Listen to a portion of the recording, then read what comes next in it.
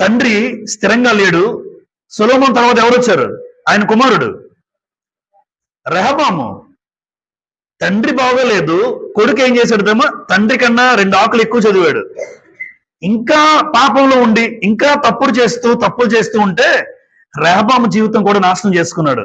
ఈరోజు తండ్రిగా నేను స్థిరంగా ఉండకపోతే, తల్లిదండ్రులుగా నేను స్థిరంగా ఉండకపోతే నా కొడుకు జీవితం బాగోదు. తండ్రిగా నేను భక్తిలో బాగా లేకపోతే వాళ్ళ భక్తిలో ఎదగడానికి అవకాశం లేదు భవిష్యత్తులో. తండ్రిగా నాదే దేవుడి మీద అంతంత విశ్వాసం అయితే వాళ్ళ బ్రతుకు బాగోద్దు. రేపు పొద్దున్న ఎందుకురా నువ్వు ఇలా తయారయ్యో అని నువ్వు అనకూడదు. ఎందుకంటే నాన్న నువ్వే బాగోలేదు నాకేంటి చెప్తావు నాన్న అంటాడు. నీ స్థితే బాగోలేదు దేవుళ్ళలో, నువ్వే మందిరానికి వెళ్ళవు నాన్న, నాకు చెప్తున్నావు ఏంటి? నువ్వు వెళ్తే నేను వచ్చేవాడిని. నువ్వే వెళ్ళు, నువ్వే ఆరాధించు, నువ్వే దేవుడంటే నీకు ఒక అభిప్రాయం లేనప్పుడు నాకెలా